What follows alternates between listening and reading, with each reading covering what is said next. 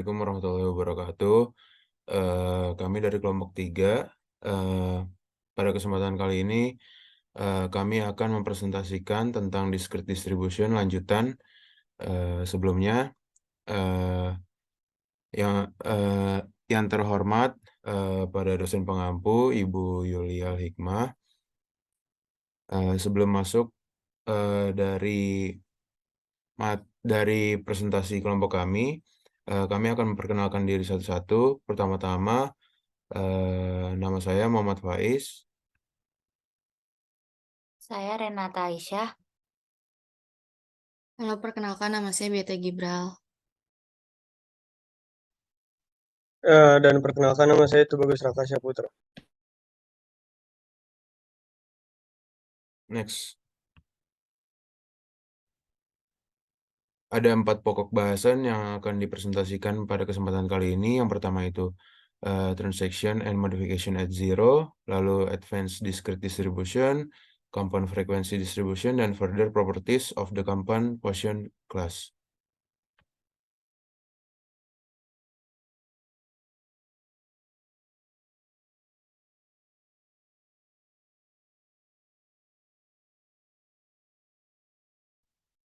Pertama-tama ada truncation dan modification at zero. Truncation dan modification at zero terdapat dua kondisi penyesuaian, yaitu jika kita memiliki P0 sama dengan 0, maka distribusi bagiannya dari zero truncated distribution. Dan jika kita memiliki PO lebih besar dari 0, maka distribusinya adalah bagian dari zero modified distribution.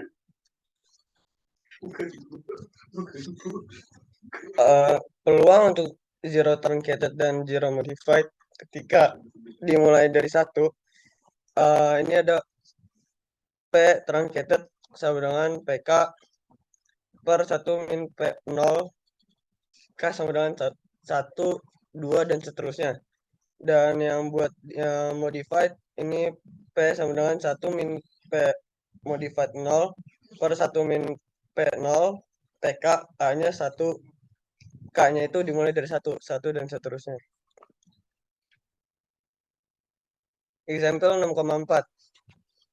Variabel acak distribusi negatif binomial dengan parameter beta sama dengan 0,5 dan R sama dengan 2,5. Hitung 4 peluang dan peluang untuk zero truncated yang pertama. Di sini peluang, cara menghitung peluang adalah beta per 1 tambah beta kurang 0,5 per 1 tambah 0,5. Terus dia lanjut di sini cara-caranya. Habis itu setelah kita tahu P0-nya, langsung kita ke P1, dilanjut ke P2 dan P3. Lalu zero truncated. Zero truncated ada 2 cara, cuman kalau di cara 2 harus mengetahui P truncation-nya yang pertama. Tapi cara mengetahui P truncation yang pertama harus memakai cara 1. Yang pertama ada P1 per 1 min P0. Nah, P1-nya kan tadi udah yang sebelumnya 0,3024062 per 1 kurang 0,36288874. Hasilnya ini dikalkulatorin. Lalu P truncated keduanya juga sama, dimasuk-masukin aja dari P yang sebelumnya, sama truncated 3 juga.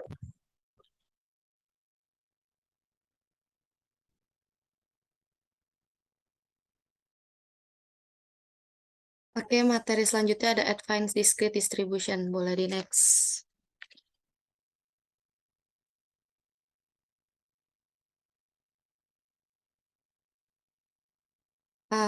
Jadi advanced distribution itu apa sih? Jadi itu adalah probabilitas distribusi diskrit tingkat lanjut.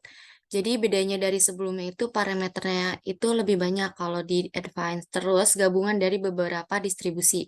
Jadi penggabungan itu disebut compound frequency distribusi. Jadi, kelas distribusi yang lebih besar dapat dibuat dengan proses penggabungan dua distribusi diskrit.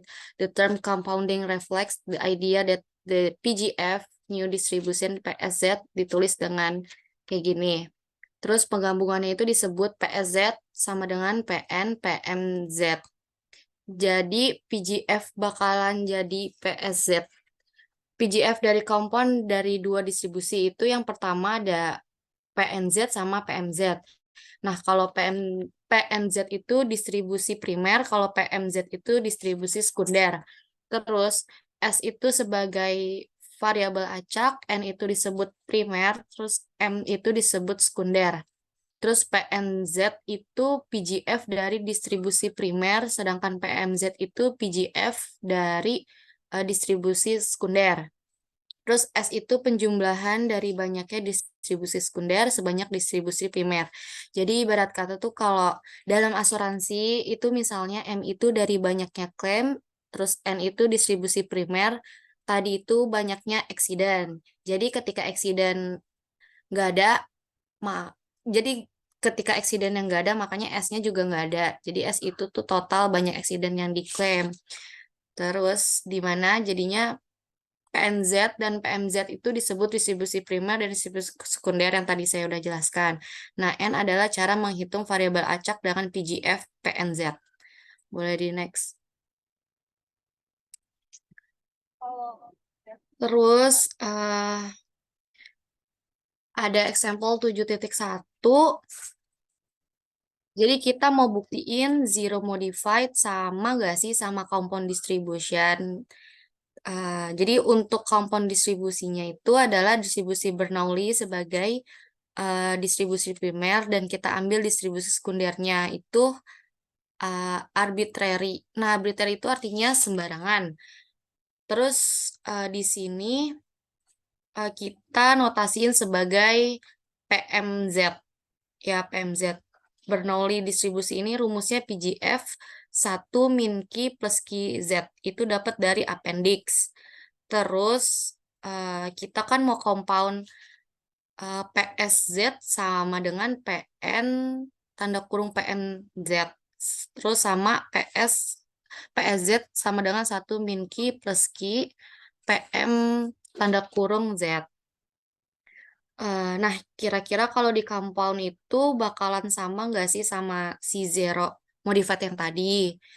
Nah, terus tadi kan PSZ itu sama dengan PN dikali PMZ. PN-nya itu 1 min Q plus QZ. Z-nya itu tinggal ditukar aja sama si PMZ, berarti dapat nih kalau compound dari Bernoulli distribution-nya dan arbitrary-nya distribution ini bentuknya tuh PSZ, bentuknya itu PSZ 1 min Q plus Q PMZ. Terus hasilnya Q sama dengan 1 dikurang PM0 per 1 sama dengan P0. Maka hasilnya itu PSZ sama dengan 1 min 1 min PM0 per 1 min PM0. Nah, itu tuh hasilnya tuh terbukti sama compound distribution. Ya gitu, boleh di next. Coba.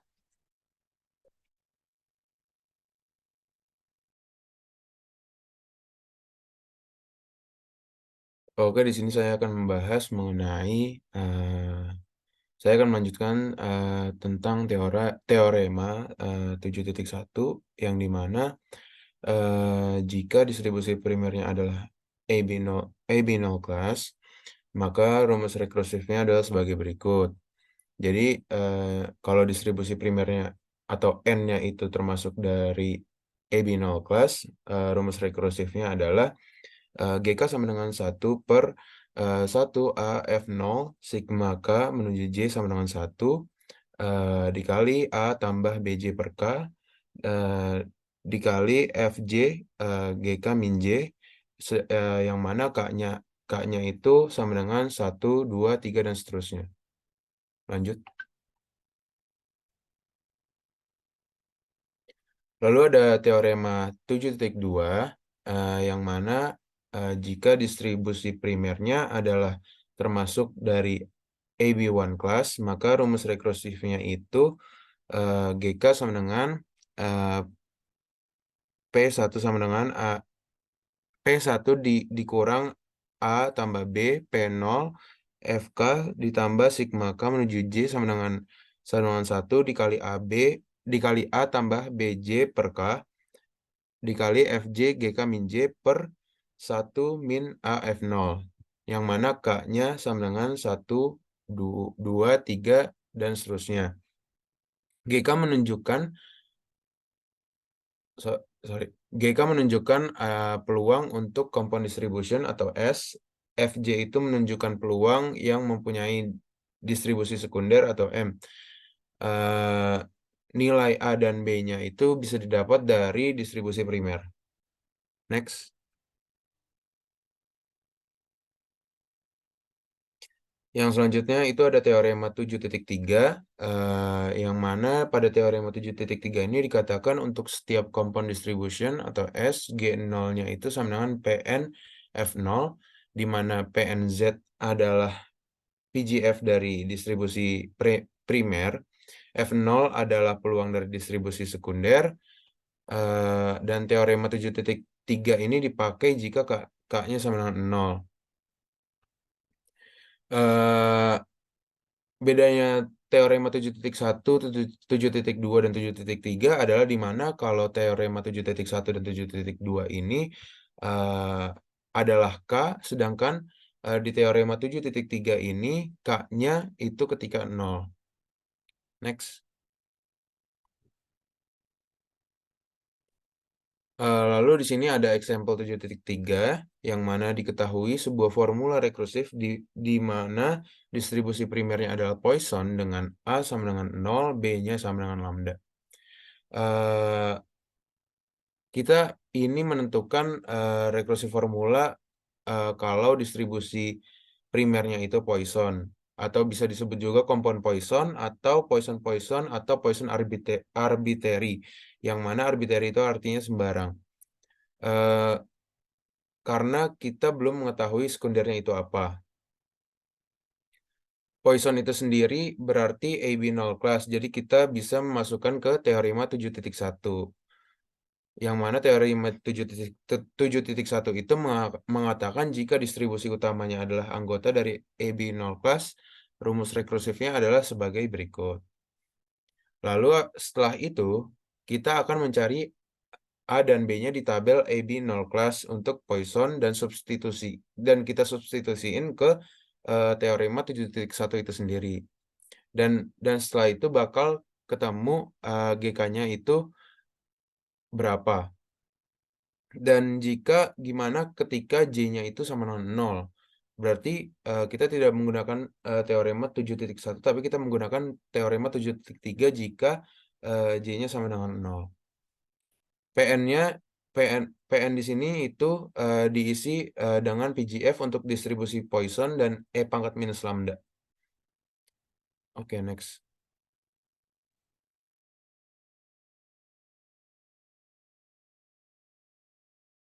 Nah, selanjutnya di sini saya akan menjelaskan tentang further properties of the compound Poisson class.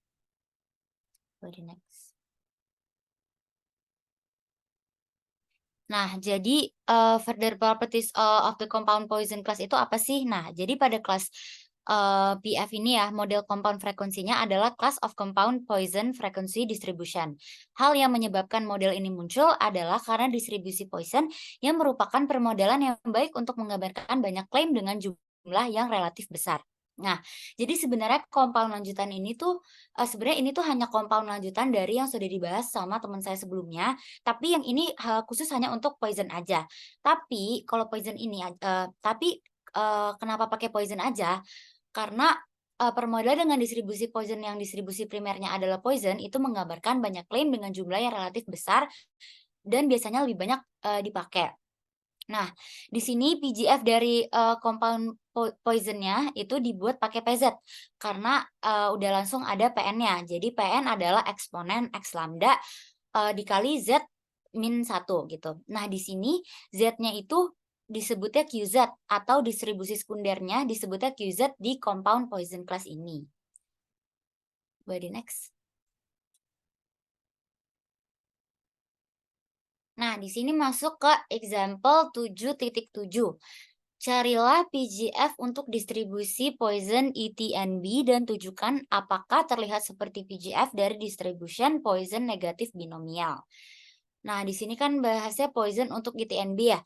Jadi itu kita udah tahu PGF-nya dari ETNB-nya adalah pakai rumus yang pertama. PGF dari Poisson itu pakai rumus yang pertama yang ada di atas ini nih ya, di PGF distribution ETNB. Terus PGF dari Poisson adalah yang kedua. Itu sebenarnya bisa pakai rumus yang pertama yang di slide pertama, yaitu yang E pangkat lambda Z min 1. Nah, kalau sebenarnya tuh yang ETNB ini sama aja sama rumus yang kedua sama Poisson, cuman mungkin kalau misalkan itu ada yang beda bisa kita cari dulu pakai slide yang pertama. Nah, terus di atas ini PZ-nya itu sama dengan, ini kan kita belum tahu ya PZ-nya berapa. Nah, PZ-nya itu sama dengan eksponen lambda QZ min 1. QZ-nya itu sebenarnya bisa ditukar dengan rumus ITNB 1 min beta Z min 1. Jadi PNZ-nya atau Z-nya itu bisa kita tukar sama QZ yang sudah kita ketahui dari distribusi sekunder yang tadi udah ada rumusnya yang di paling depan. Nah, supaya satunya itu penyebutnya sama, itu boleh sambil di next.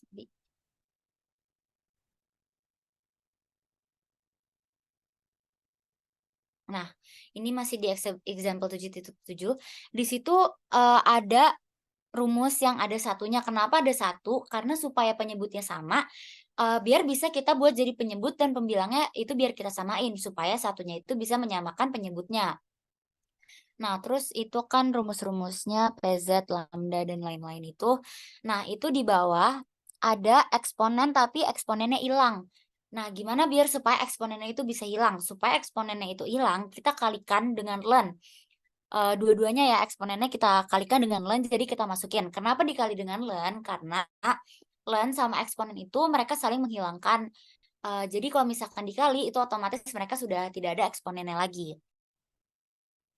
Gitu. Terus abis itu boleh sambil di next. Nah, kalau misalkan udah pakai rumus yang tadi, kita cari PNZ-nya, eksponennya berapa, PNZ-nya berapa, terus kita lihat di sini, kita cek nih Poisson negatif binominalnya itu sama nggak sama yang pertama. Kita pakai rumus yang tadi ya, yang udah kita tahu kan PNZ-nya berapa. Nah, hasil distribusi primer ini kan tadi kita udah tahu ya, mereka pakainya Poisson atau PGF dari distribusi Poisson.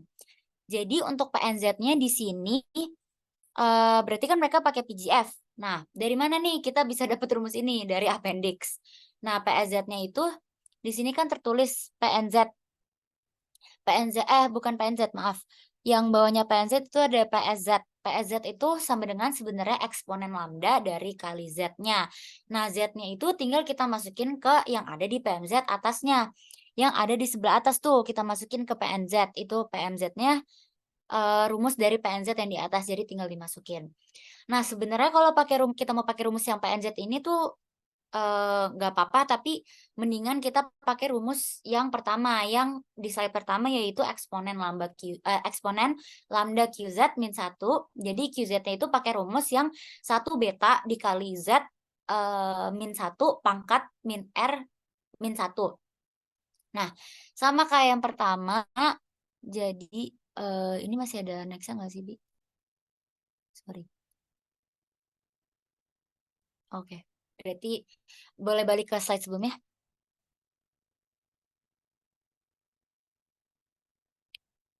Ya. Nah, kan di satu lagi, Bi. Sorry.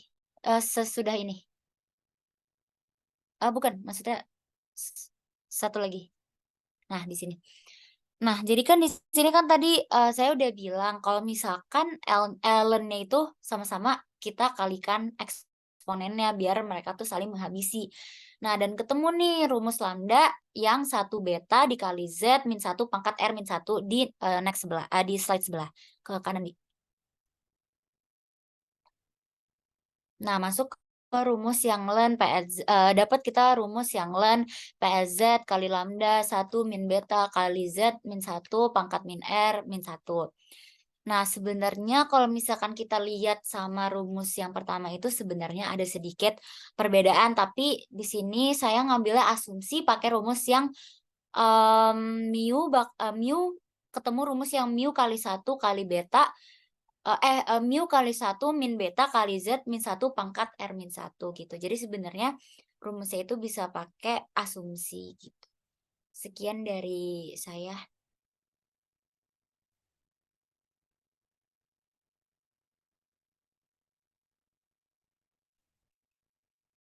Baik, sekian presentasi dari kelompok kami. Kurang lebihnya mohon maaf.